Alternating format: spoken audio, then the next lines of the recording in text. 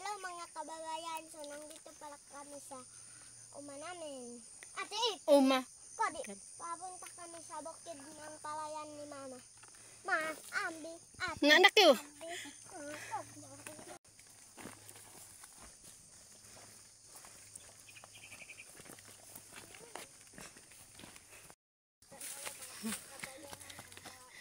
Magandang araw sa inyo dyan mga kababayan. So papunta pala kami doon sa bukid. Doon po sa bundok. Ayun. Nasa bundok po kasi kami ngayon mga kababayan dahil pupuntahan namin yung palay doon dahil mag-harvest na kami ng palay. So let's go. So maglakad na naman tayo mga kababayan ng mahigit 1 oras para makarating doon. At saka hindi po pwede dumaan dito yung motor, yung kabayo din po hindi pwede dito, dapat doon po sila sa kabila.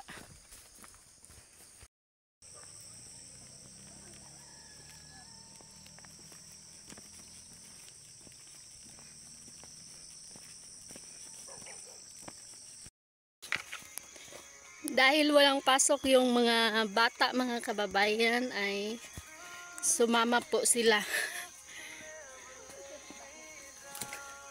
Ayaw ko sana silang isama kasi malayo po pero gustong gusto po nila. Kaya ayan, magtiis sila sa paglalakad.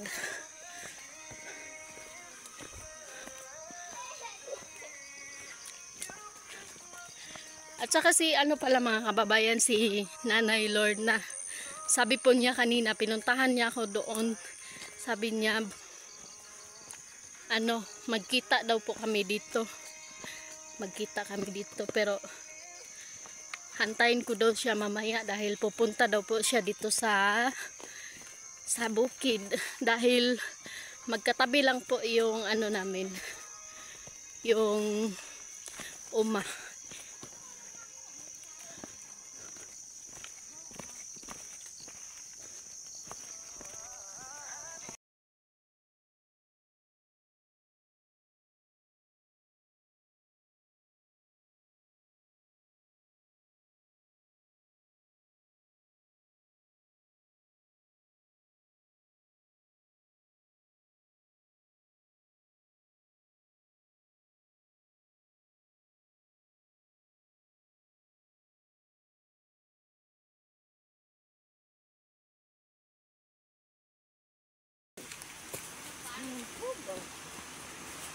Ay, hingong kayan.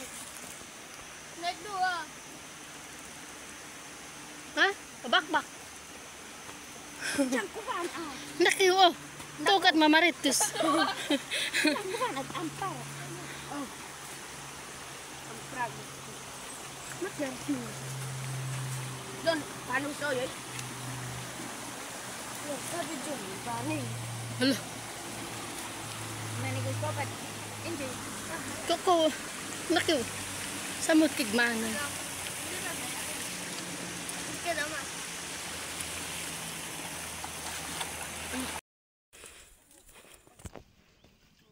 Sure, tuwan.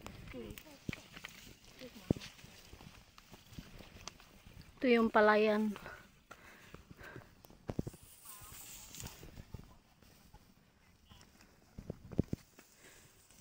Nasira na siya ng hangin.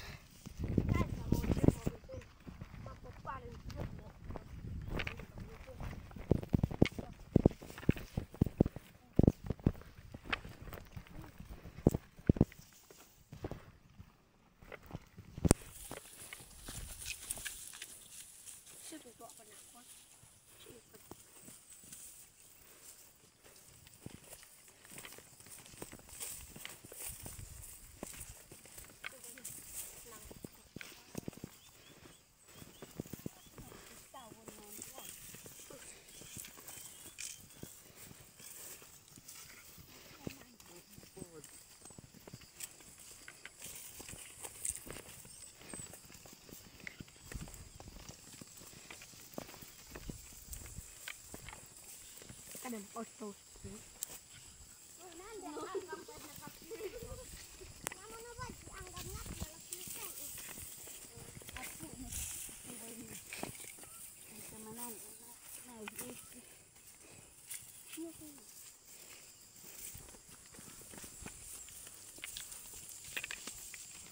Nagpo. Anggam.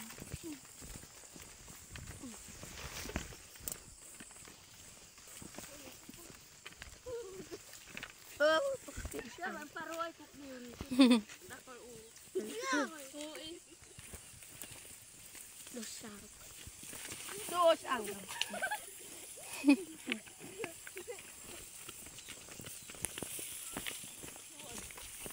Uwat mo. Yan. Dama. Maya. Maya. No, ilab dumpong pug ilab.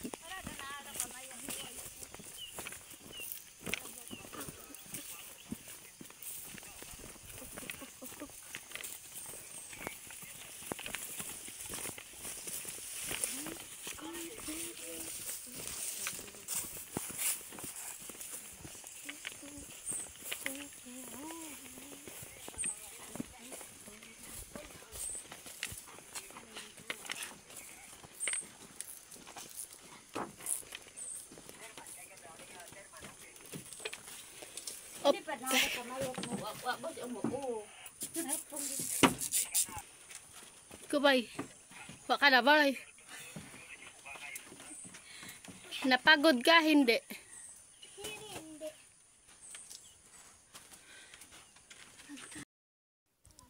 So, nandito na tayo ngayon sa palayan mga kababayan. Ito, mag-harvest na tayo. So, naano pala to na damage sa bagyo. Ito.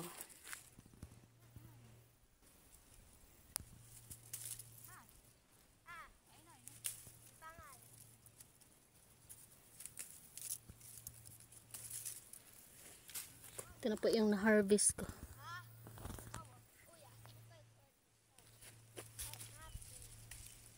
Uli ko orang ko amat.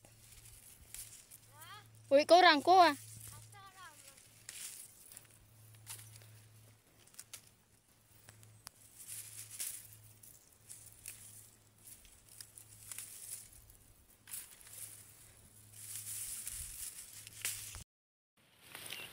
Sobrang init po ngayon dito mga kababayan. So, hindi po gaanong mahangin. So, ito pala yung palay namin nasira ng bagyo. Bagyong Nando, kaya hindi na sila nakatayo, nakahiga na lang. So, kawawa talaga yung yung palay. So, ito pala yung inalisan namin ng damo mga kababayan, kung maalala nyo. Parang first vlog ko yata ito. Noong time na yun. Tapos ito yung naging vlog ko. Ngayon mag-harvest na kami.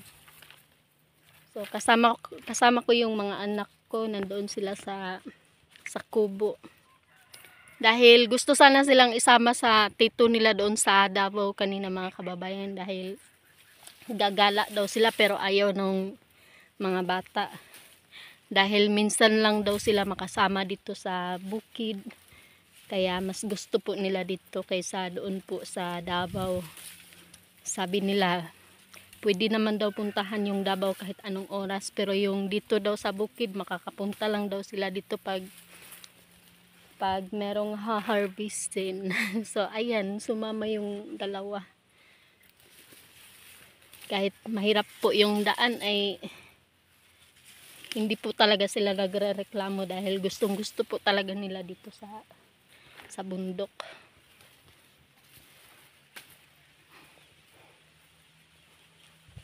So, bukas pala mga kababayan ay pupunta pala dito si Nanay Lorna. Kasi kagabi pumunta siya doon sa bahay. Tapos sabi niya, pupunta daw siya doon sa doon sa kanyang taniman ng palay, kaso wala nang natira. Tapos gusto sana niya ipabidyo yung mga palay niya na kinain na ng mga daga. Kaya lang hindi ako makakapunta doon ngayon. So nandyan lang po yung kay nanay mga kababayan, nang sa kabila lang.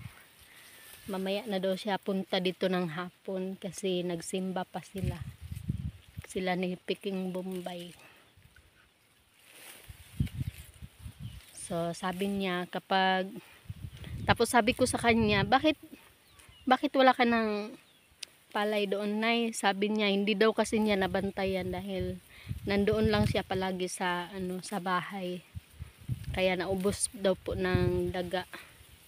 At saka nagbabantay po kasi siya kay Ninita. Tapos kaya yun, sabi ko sa kanya, punta ka na lang doon sa amin dahil okay naman yung palay doon sa amin, kaya pupunta siya dito bukas. So abangan niyo po mga kababayan. So hanggang dito lang po yung video ko mga kababayan dahil marami pa akong gagawin. So mag-ingat po kayo dyan. Bye bye.